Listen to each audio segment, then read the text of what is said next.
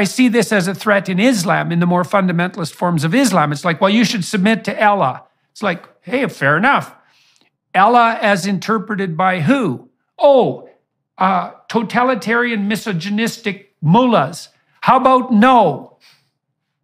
I don't buy your Allah, and I don't see who made you the right. I'm fond of, I can't remember who said this, but someone said that the poor believe religion is true, the middle class believes it's false, and the rich believe it's useful, or the powerful believe it's useful. I'm not powerful or rich, but I certainly consider it useful, and I can see that the lack of it has its negative impact as well. I just don't wish to submit myself to a rigid ideology of that kind, combined with the fact I don't believe in the big guy in the sky, right?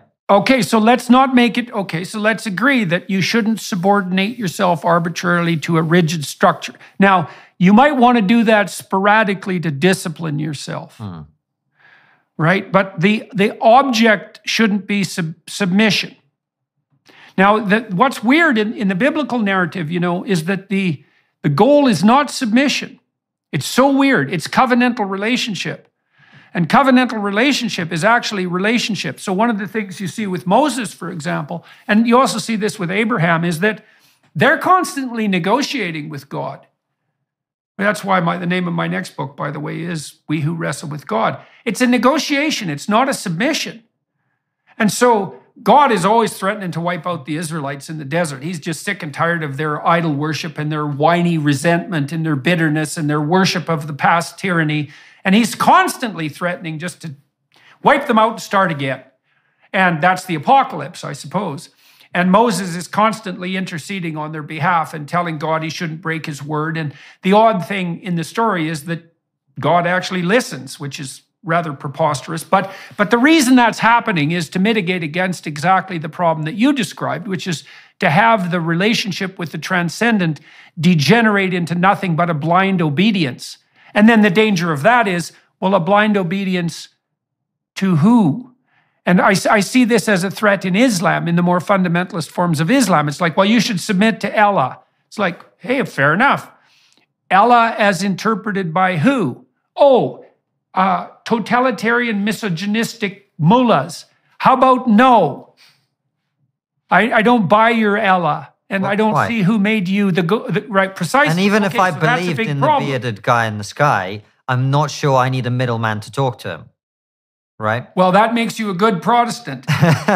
Well, but look, we could also go down that rabbit hole a little bit, and it's worth it, because I also think this is how we ended up in this postmodern excess liberal conundrum. So Jung talked about Catholicism, as we mentioned, and he talked about the utility of and mercy of the confessional and that possibility of atonement.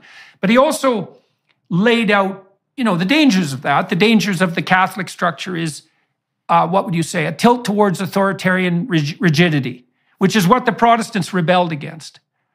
But then the question is, well, what's the danger of the Protestant Revolution? And the danger is that everybody becomes his own church. And then here's the problem. You tell me what you think about this. Here's the logical conclusion of that. You're your own church. You're your own God. Now you can say what God said to Moses out of the depths of the burning bush. You can say, I am what I am. And I would say that's what the identity politics types do. They say, look, I am so superordinate in my own self-defining identity that no matter what identity claim I put forward, it is incumbent upon you to accept it as if it comes from an omniscient source.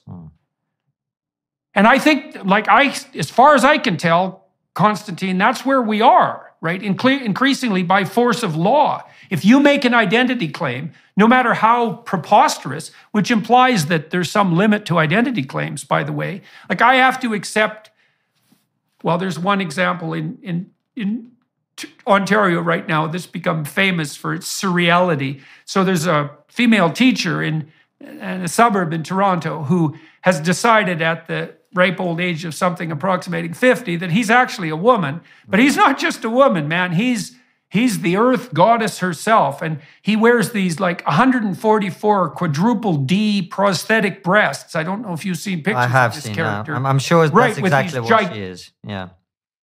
Yeah, well, exactly. She's an embodiment of that primordial So, Jordan, earth goddess. am I hearing you correctly? But if I look at what you're saying, then are you suggesting that we need God to agree on truth? I'm saying is that spirit which would enable us to agree on truth is, for all intents and purposes, equivalent to God, and necessarily so. So without that, we cannot agree on what the truth is. Okay, so look, I've been having the same conversation I'm having with you with Douglas Murray. Okay, and with Jonathan Pajot at the same time. Now, Murray was very attracted by outright atheism, and he was tempted and invited, as far as I can tell, to be part of the four horsemen of atheism coterie, right? But it's been very interesting talking to Douglas in recent years, because he's got to that point that you described, which is, let's say, the aristocratic position that religion is useful. But he's actually stepped past that and doesn't know what to do with it. And I think that's the case for many people on the more traditional front now, is that, well, the metaphysic that unites us has to be grounded in something that isn't merely political and semantic. That's the right way of thinking about it. There has to be something transcendental about it, akin to that experience you had. Of connection to all humanity, yes. Okay, now look, Sam Harris thinks the same thing, which is why he's off in meditative space half the time, right? He has an unnameable God, because then his semantic brain can't tear it to shreds. He understands that it's necessary to dip into the realm of the transcendent sporadically in order to renew yourself. And he'll say, well, that's not religious. It's like, well, it's not totalitarian and it's not systematic. But that doesn't mean it's not religious.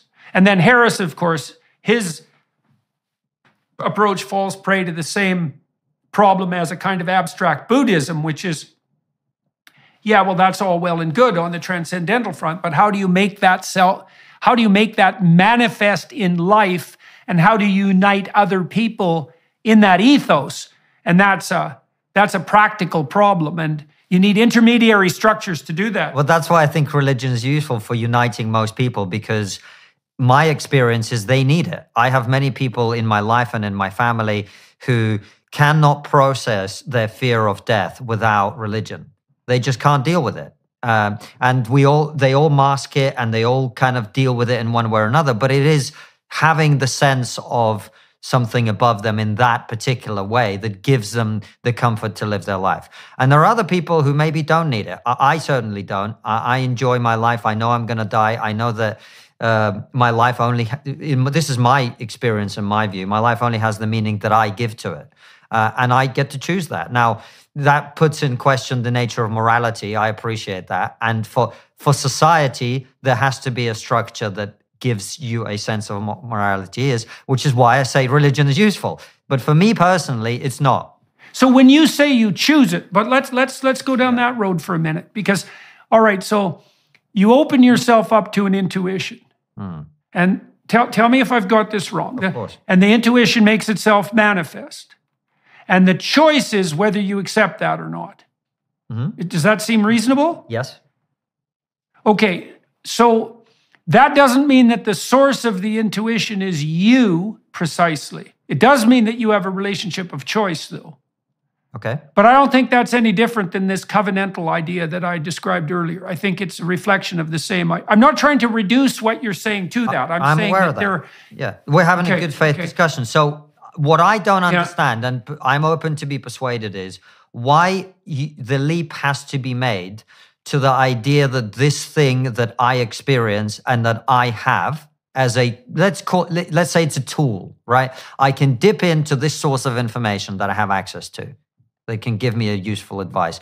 How you go from that to the idea that we're all connected under this one thing, that this is a thing. The fact that other people have similar experiences could also mean like other people have thoughts because they have brains. Okay. Right? That's a great question. And it's the same question as, let's assume for a moment that the voice of intuition that speaks to you has a moral element. And the moral element is that it's going to shape your perceptions and your behaviors. Now, you could say that's idiosyncratic. right? That it's only unique to you. And some of that's going to be true because that's true insofar as you're really creative, let's say, or even revolutionary. But here's the rub, as far as I can tell. Okay, so there's this idea that emerges in Exodus that the well-constituted polity has to have two dimensions.